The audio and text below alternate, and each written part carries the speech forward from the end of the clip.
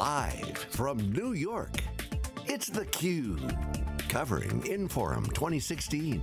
Brought to you by Infor. Now, here are your hosts, Dave Vellante and George Gilbert. Welcome back to New York City, everybody. This is theCUBE. We're here live at the Javits Center. Martine Cadet is here. She's the Senior Director of Infor's Education Alliances Program. Martine, welcome to theCUBE. Thanks for coming on. Thank you for having me. So, you're welcome. What is the Infor Education Alliance Program? Well, it's essentially where Infor has brought me on to partner with colleges and universities on a global level. So what we do, in layman's terms, is we invest in their schools. We give them our software, our technologies, we provide mentorship and support so that they can integrate our technology into classrooms. So think back when you were in school, there was a lot of theory, you learned a lot of different things, but when you started your full-time job, how much of that can you say you could apply day one? Not much. So what we're hoping to do is kind of close that gap in what happens in the classroom versus what an industry needs, like a company like Infor, our customers or partners, when they hire talent. So do the students know the industry language? Do they understand how software really helps a company meet its business goals? All of that stuff is what we partner with our schools and colleges around. And we do that by providing our experts to actually work with those professors and teach and train them so they impart that knowledge onto the students. And they're actually using the software? Yeah, or? yeah. Because, I mean, I get it for like Apple, I get these cool devices, but the kids say, oh, I got some new ERP software today. Or, you should see this new HCM software I got from Infor. How does it work? That's a challenge. Actually, my background's at Microsoft, and I did much of the same thing working on, Office, and everybody gets Office. ERP is much more complex, but it also makes it much more significant.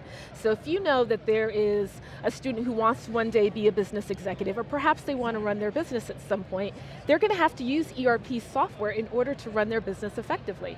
Technology is becoming the backbone of every organization, and ERP sits at the heart of that.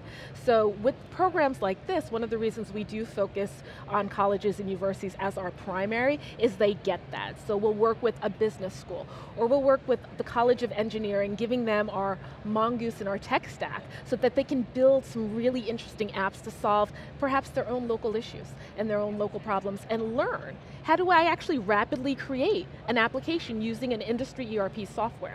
Oh, I love this conversation. So we were just talking about Mongoose as a platform. Okay. And can I, give that to developers and allow them to, do whatever they do with it. And so that's something that you're actually incubating at universities now. Absolutely, we're using that at Pace University, City University of New York is using it as well. In fact, we have an announcement with them tomorrow that actually talks about what we're doing with Mongoose and our tech platform. So a lot of schools have seen the value in it, because the reality is, when a student graduates and they get a job and they go into the engineering department or what have you, a company can't wait for months and months and months for that app to actually be built. So tools like Mongoose really help fast track them getting to where they need to be from a business perspective. So take us back to Inforum 14 when you launched the program. What was the catalyst for that? Take us on the journey through today. Okay, so this program we were benefited by having a CEO who believes in the vision and the value of what it is to partner with the college and university. So this was essentially his idea. And so when we launched in September, I think we had been working on the program for about 6 to 9 months at that point. I had been recently hired that November time period, and we launched with 5 member institutions, which was pretty good in a pretty short time frame. At that time we had about 20 solutions that we were looking to have provided to schools. Fast forward to now, we've got 13 member institutions. We are global. We have one in China, we have one in Italy. We're looking to expand even more. And we've actually shrunken down the number of solutions we focus so that we can go much more broadly. But we've learned a ton in terms of what do schools need, what are students looking for, how do we do a better job of really closing that chasm of what is ERP, because it is a pretty complex thing for a professor to get their mind around on how is this a benefit to my school. So what do schools need and what are students looking for? I served that up, didn't I? So schools need to be able to provide to their students practical experience. So there are a lot of organizations out there that really focus on the theory. So research, big, wonderful questions that maybe might solve something in 10 to 15 years, but In a lot of ways, we need people who can actually graduate, pay for their college degrees, pay back their loans like in 5 to 10 years. How do we help students who are competing with people who have experience, who have been in industry for quite some time, really also close that gap so that they can land not just a job, but a job that pays them well and enables them to move forward with their future. And so that's one of the things that we really do focus on. What are those key skills that a practical experience course can provide that augments what traditional education usually provides in the classroom? One of George's passions is data, big data. You hear about the data skills gap. Is there an angle there for Infor? Oh, just absolutely. In terms of data scientists, talk about that a little bit. So we actually are in conversations with a school in the Northwest with our data scientists today. So we do have something that we call kind of a center of excellence. We've got industry projects we talk about where we would partner an Infor specialist or expert with a set of students who are working on these projects. And so we are in conversations right now with our data scientists to work with a set of PhD students on big, meaty, big data issues right now. So that doesn't involve a software endowment, but it is along the same line where it's less about practical, how do we use these concepts within a business itself to advance what a business is looking to do, and they'll learn that in real time. So it's only been a couple years, but can you embed like a tracking chip on the students and see where they go and where they swim? We don't have a tracking chip yet, but we are looking to make sure that we can track where they go over time. What we do know is we launched, September 2014. From that point, we've influenced over 1,600 students, teachers, and administrators in that time frame. We've hired close to 130 scholar interns through this program. We've hired 24 students as well as entry level into Infor.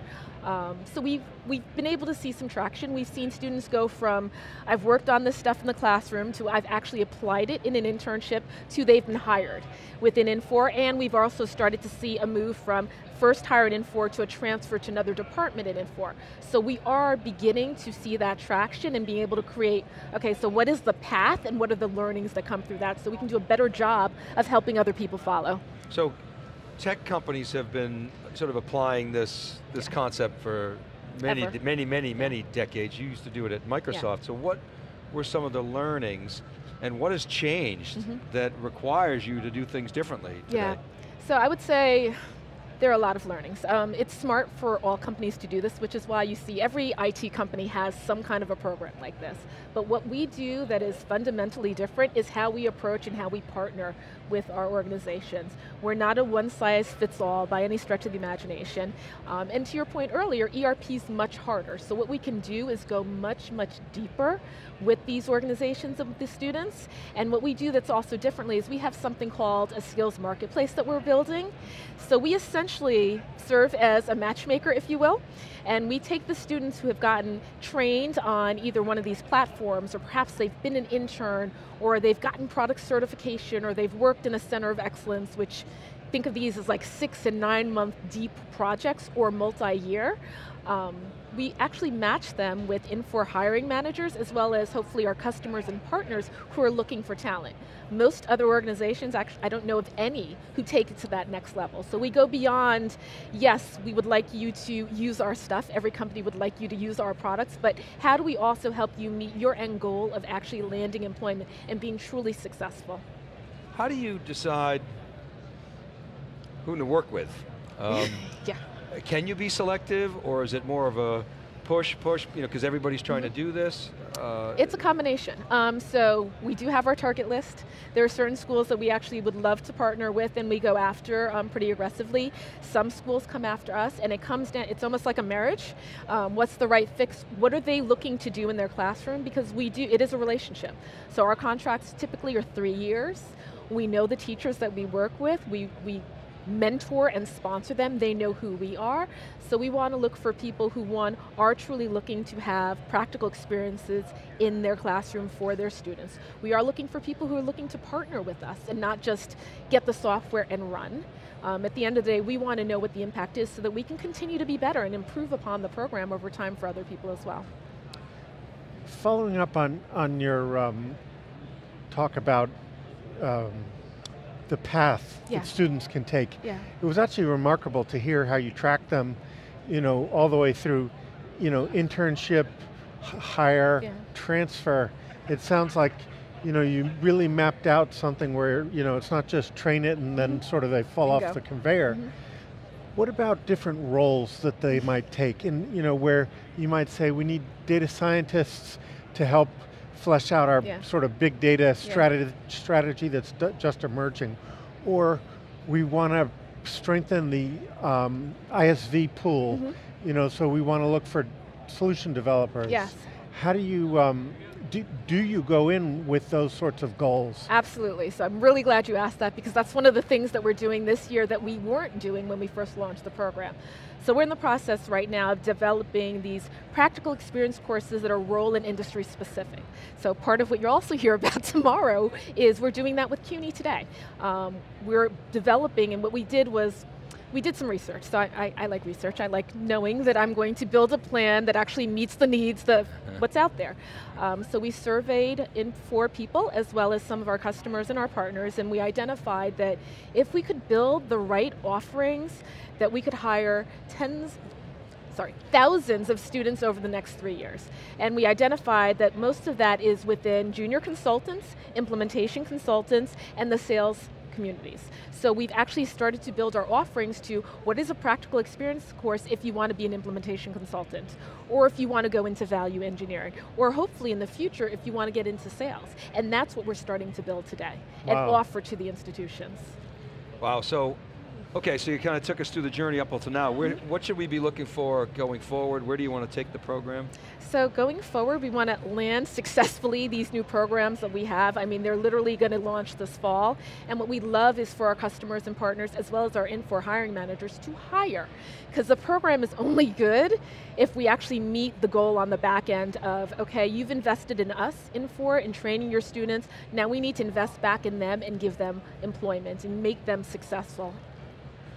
Any figures so far on gender diversity or expectations for that? Because we were hearing that, I think actually from Melinda Gates, I listened to her at a recent conference, she said that the percentage of women, I think it was either Stanford or nationwide, dropped from 37% to something in the teens, I think. It's challenging, but if you look at the number of women who graduate from colleges, we're actually starting to outpace men in a lot of ways. The challenge is when you look within traditional STEM and science kind of fields, it's dropped. But within our program, since we do target schools like the University of New York and Pace, in addition to Princeton, who's worked with us as well, we are seeing less of that issue.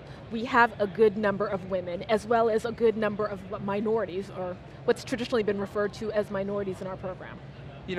So this issue of STEM, my understanding, so we were on a call the other day with Esther Wojcicki, who is she runs the journalism program at Palo Alto High School. And she was saying, we have a fellowship with the Ground Truth. We call it Tech Truth. It's our nonprofit. And we promote young journalists. We're training the next generation of journalists, is our mission. And she said that there's no lack of women that are in STEM in universities. The issue is when they come out, they're not going into STEM jobs, and we want to understand why. So I didn't realize that. You know this, you're nodding. So this is a fact, or I think part of the challenge is, and I think it also goes beyond women, a lot of students are in classes, but what you learn versus what happens in a day-to-day job are not necessarily the same thing. And so with these practical experience courses, not only will you get the theory, but you apply it and you get to determine while you are in school, is this really the track I want to go down? My undergrad was in race relations sociology. I spent 3 months as, in the field as a case manager. Wasn't necessarily where I was going to be. Left it quite shortly after that. So how do we truly help kids to understand what it is that they've actually picked early on so that they can make those changes? And I think from a STEM perspective, it's also for women, the support. So you can train somebody and you can teach them all the core concepts, but is the industry as welcoming to women and people of color and just, difference as it could be? Not always. also depends where you are. If you look at kind of Silicon Valley, they have a much bigger gap than you see in other places. So I think that is also a real concern. Right. It's interesting to hear you talk about this, because in the trial that caught so much attention, one of the big issues was all the hiring managers or all the entities that could affect the balance. They would always say, well, there's no one in our pipeline, and you're the first organization I've really heard that seems to have programmatically done something to change that, not only for your pipeline, but for our customers, for others. Partners. Yeah, that's the goal, and I think our CEO, having a CEO who is passionate about that, as well as I've had some amazing managers and mentors at Infor who've been so supportive of it. So you have to have the right culture and environment in order to move forward with a program like that. And it is within our strategy on how we go after people. Well, Charles seems, I'm not surprised that this was in part anyway his idea. I could see him coming up with something like this, having a passion for it. How much have you been able to leverage his persona in developing relationships with universities? He knows everybody. So that, especially in the beginning, was supremely helpful. He did provide a lot of the contacts and some connections, and we've grown beyond that. So not all of the contacts and connections come through Charles as well, but he's also been a great support. So he's shown up when we needed him to show up. He's shown up when we didn't need him to show up, just to show the support, which has been phenomenal. But part of what we've been trying really hard to do in the last year is how do we also move the program where it's not just something our CEO is focused on, but it becomes mainstream part of who we are at Infor. So this year for us is all about mainstreaming the program and showing how the program stands on its own, which is why we're looking to grow to hopefully over 50 institutions in the next 18 months, and we're making huge investments. That's critical, but I mean, Charles is an accelerant, clearly, and you in that role, you want to leverage that, but you're right, it's not going to have sustainability if it's all about Charles, the CEO's passion. It's got to be the entire organization and want to be a true partnership from his vision to everybody embracing it, and us as an organization doing it without thinking. It just needs to be part of our natural everyday. Yeah. Awesome. Martine, thanks very much for coming to theCUBE, sharing the journey, the story. Good luck and congratulations. Thank you, thank you, thank you. Thank you both. All right, keep it right there, everybody. We'll be back to New York City right after this brief break.